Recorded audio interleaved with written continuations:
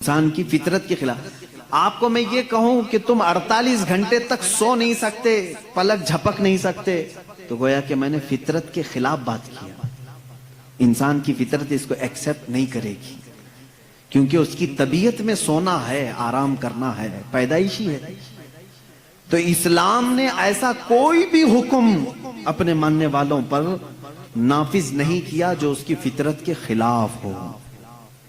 اس کی فطرت کے خلاف کوئی بھی حکم نہیں. ہاں، لیکن دوسرے لوگوں نے فطرت کے خلاف بہت ساری چیزیں عائد کی ہیں اپنے ماننے والوں پر. اس کی چند مثالیں بتاؤں گا. اچھا، ایک بات میں کلیئر کر دوں اپنی تقریر سے پہلے ہی. اسلام کی ایک خاصیت یہ ہے کہ اسلام کبھی بھی دوسرے آئے ہوئے پہلے کے دین جتنے بھی ہیں ان کو جھوٹا نہیں کہتا، چاہے وہ عیسائیت ہو، یہودیت ہو، تورات، انجیل، زبور. ان تمام چیزوں کو اسلام نے جھوٹا نہیں کہا، بلکہ اسلام کا دعویٰ تو اتنا ہی ہے کہ زمانہ بڑھتا گیا، اب کامل دین اسلام ہے. اس کا دعویٰ اتنا ہی ہے. ہم نے یہ نہیں کہا کہ اس سے پہلے جتنے آئے تھے سب غلط تھے، نہ. کبھی ہم نے نبیوں کا انکار کیا؟ کسی نبی کے خلاف ہم نے بات کی؟ نہ عیسیٰ علیہ السلام کے بارے میں ہم لب کشائی کر سکتے ہیں، نہ موسیٰ علیہ السلام کے خلاف کچھ لب کشائی کر سکتے ہیں. یہودی جن نبیوں کو مقدس مانتے ہیں، عیسائی جن نبیوں کو مقدس مانتے ہیں، شریعت اسلامیہ نے اگر ان کے نبی ہونے کی تصریح کر دی تو ہم اپنی جان سے زیادہ ان سے محبت کرتے ہیں. ہم ان کی توہین نہیں کر سکتے. ادنا سی بھی توہین کسی نبی کی تو اسلام سے نکل جائے گا، کسی بھی نبی کی. اسی طرح جو آسمانی کتابیں آئیں ہم ان کا انکار نہیں کرتے. تورات، انجیل، زبور، اس کا اگر تم انکار کرو گے تو کافر ہو جاؤ گے، اسلام سے نکل جاؤ گے. لیکن ہمارا اب دعویٰ اتنا ہی ہے کہ وہ اپنے زمانے کے نبی تھے، وہ کتابیں اپنے زمانے کی تھیں. اب جو زمانہ آیا میرے آقا صلی اللہ علیہ وسلم کے بعد سے لے کر قیامت تک، اس زمانے کے لیے اگر سوٹیبل کوئی کتاب ہے تو وہ قرآن ہے، اور اگر کوئی قبول کرنے جیسا مذہب ہے تو وہ اسلام ہے. یہ ہمارا دعویٰ ہے. اب اس کو میں ثابت کروں گا. جیسے عیسائیوں پر اللہ تبارک و تعالیٰ نے کبھی یہ حکم نہیں فرمایا تھا کہ وہ شادی نہ کریں. انہوں نے اپنے آپ پر اس طرح کا سنیاس لینے کا خود سے، جیسے رہبانیت، ان کے ہاں راہب بنتے ہیں، نن ہوتی ہیں، زندگی بھر شادی نہیں کریں گے. پادری شادی نہیں کرے گا، پاپ وہ کسی سے شادی نہیں کرے گا. شادی کرنا یہ انسان کی فطرت ہے. ہر مرد کے اندر عورت کی خواہش پیدائشی ہے، یعنی اللہ تعالیٰ نے اس کے جسم میں یہ رکھا ہے کہ عورت سے وہ قرار حاصل کرے، تسکین حاصل کرے. مردوں کو اللہ نے یہ خصوصیت دی ہے، صفت دی ہے، اور عورتوں کے بھی اندر اللہ نے یہ رکھا ہے کہ ان کا میلان یا ان کی توجہ مردوں کی طرف ہے، لیکن اس کو اسلام نے ایک حلال طریقے سے باندھا ہے، وہ نکاح کے ذریعے سے.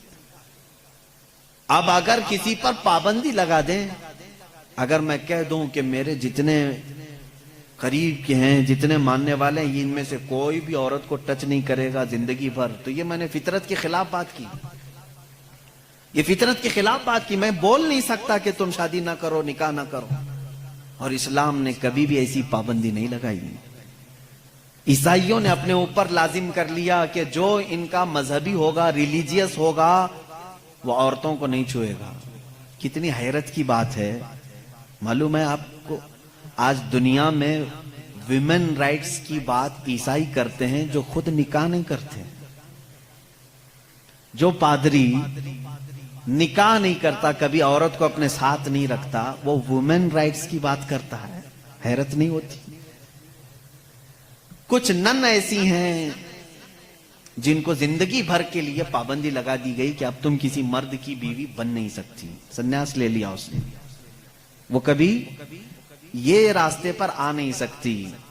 یہ فطرت کے خلاف ہے، اور ہم نے اس کے انجام دیکھے ہیں، بلکہ اخباروں نے آپ سب کو بتایا بھی ہوگا. حقیقت ہے کہ جب فطرت کے خلاف کوئی بات کی جاتی ہے تو وہ چند دن تک تو چل سکتا ہے، لیکن پھر کہیں غائبانہ طور پر لاوا پھوٹ ہی جاتا ہے،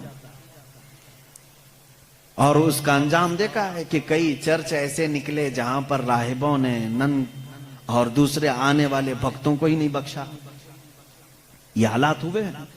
اس کی وجہ یہ ہے کہ فطرت کے خلاف یہاں پر حکم دیا، یا انہوں نے خود اپنے آپ کو اس طرح کا کیا. اسی طرح سے بعض دوسرے مذاہب میں بھی سنیاس لینے کے جو طریقے بتائے گئے ہیں، اسلام اس کا قائل نہیں ہے. اسلام معاشرتی مذہب ہے، سب کے ساتھ رہ کر کے جینے والا مذہب ہے.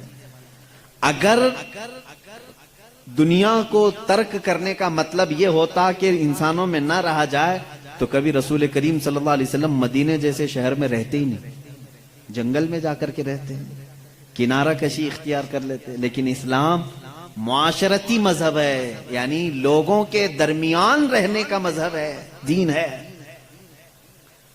ہم سنیاس نہیں لیتے. ایک صحابی، 3 صحابہ حضور صلی اللہ تعالی علیہ وسلم کے حجرے کے باہر کھڑے ہو کر کے یہ باتیں کر رہے تھے. حضور صلی اللہ علیہ وسلم رات کو عبادت کے لیے کھڑے ہوتے تو آدھی رات گزر جاتی تھی. تو تینوں نے دیکھ کر کے کہا یہ تو بخشے ہوئے ہیں، یہ معصوم ہیں، ان سے کوئی خطا نہیں ہوئی، اس کے بعد اتنی عبادتیں ہیں ان کی، ہم جیسوں کو تو کیا کرنا چاہیے، بڑی عبادت کرنی چاہیے جب رسول اتنی عبادت کر رہے ہیں. تو ان تینوں صحابہ میں سے تینوں نے کیا کیا جانتے ہیں؟ ایک نے یہ اس دن وعدہ کر لیا، آج کے بعد سے میں کبھی کسی عورت کے پاس جاؤں گا ہی نہیں، زندگی بھر کے لیے عورت کے قریب نہیں جاؤں گا. دوسرے صحابی نے کہا آج کے بعد سے میں کبھی رات کو سوؤں گا ہی نہیں، پوری رات کھڑا رہوں گا. تیسرے صحابی نے کہا آج کے بعد سے میں کبھی کھاؤں گا ہی نہیں، دن میں بھی اور رات میں بھی روزہ رکھوں گا. رسول کریم صلی اللہ تعالی علیہ وسلم اندر سے سن رہے تھے، باہر تشریف لائے ہیں، اور میرے آقا صلی اللہ تعالی علیہ وسلم نے پوچھا تم میں سے کون کون ہے جو یہ باتیں کر رہا تھا؟ وہ صحابہ نے کہا کہ یا رسول اللہ صلی اللہ علیہ وسلم، ہم نے آپ کی عبادتوں کو دیکھ کر کے یہ کہا جب آپ سید الانبیاء ہیں، معصوم ہیں، آپ اتنی عبادت کرتے ہیں تو پھر ہماری عبادت کا حال کیا ہونا چاہیے؟ ہمیں بہت زیادہ عبادت کرنے کی ضرورت ہے، اس لیے ہم نے ایسے ایسے عہد کیے. میں نے کہا ہے کہ آج سے میں عورتوں کو چھوؤں گا نہیں، کبھی کسی کے قریب نہیں جاؤں گا، نکاح کر کے بھی نہیں جاؤں گا. دوسرے نے کہا میں نے یہ کہا ہے کہ رات کو سوؤں گا نہیں. تیسرے نے کہا میں نے یہ کہا ہے کہ آج کے بعد سے کبھی کھاؤں گا نہیں. اللہ کے نبی صلی اللہ علیہ وسلم نے فرمایا اسلام یہ نہیں ہے، اسلام یہ نہیں ہے. میری سنت پر اگر عمل کرنا چاہتے ہو تو میں اللہ کی عبادت کا بھی حق ادا کرتا ہوں اور عورتوں کا بھی حق ادا کرتا ہوں. میں نے اپنی رات کو تقسیم کر رکھا ہے، بیویوں کے لیے بھی حق ہے اور اللہ کی عبادت کا بھی حق ہے. اور دوسرے سے کہا تم نے کہا کہ رات کو کبھی سوؤں گا ہی نہیں، یہ بھی ہمارا طریقہ نہیں ہے، تم فطرت کے خلاف بات کر رہے ہو، بیمار ہو سکتے ہو، روزانہ رات پورے نہیں سو رہے. اب یہاں اس پر میں رک کر کے کہوں گا حضور صلی اللہ علیہ وسلم نے اس صحابی کو منع کیا جو یہ کہہ رہے تھے میں رات بھر عبادت کروں گا. حضور نے فرمایا میری سنت یہ ہے کہ میں تھوڑی رات آرام کرتا ہوں اور تھوڑی رات اپنے رب کی عبادت بھی کرتا ہوں. تمہارے جسم کا بھی تم پر حق ہے، اس کو بھی آرام دو. اور پھر تیسرے صحابی سے کہا میری سنت یہ ہے کہ میں افطاری بھی کرتا ہوں اور سحری بھی کرتا ہوں اور روزہ بھی رکھتا ہوں. ایسا نہیں کہ پورا پابندی کر لیا، جبکہ وہ رسول جن کو اللہ تعالیٰ جنت سے کھلاتا پلاتا ہے، اس کے باوجود میرے آقا صلی اللہ علیہ وسلم فرماتے ہیں کہ کنٹینیو روزہ رکھنا نہیں چاہیے، کہ تمہارے جسم کا تم پر حق ہے، کمزوری آ جائے گی. حضور نے منع فرمایا میں ایک دن روزہ رکھتا ہوں ایک دن نہیں رکھتا، یا میں افطار کرتا ہوں شام کے وقت اور دن میں روزہ رکھتا ہوں. اس کا مطلب یہ ہے میرے عزیزو، اس پوری حدیث کا خلاصہ یہ ہے اللہ کے نبی صلی اللہ تعالی علیہ وسلم نے جو حکم دیے، اسلام کا خلاصہ یہ ہے کہ اس میں کہیں پر بھی افراط و تفریط نہیں، یعنی بہت تنگی والے حکم بھی نہیں اور بہت ڈھیل بھی نہیں. اسلام درمیانی راستہ ہے، درمیانی راستہ ہے. اب یہاں ان لوگوں کو سوچنا چاہیے حضور نے جس صحابی کو رات بھر عبادت کرنے کے لیے منع کیا، یہاں رات بھر گیم کھیلنے والے لوگ موجود ہیں، پوری رات بھر عیاشی کرنے والے موجود ہیں. ان کو تو رات بھر کھڑے ہو کر کے عبادت کرنے کو میرے آقا نے منع کیا تھا. آرام کرو تھوڑی دیر، اپنے جسم کو راحت پہنچاؤ.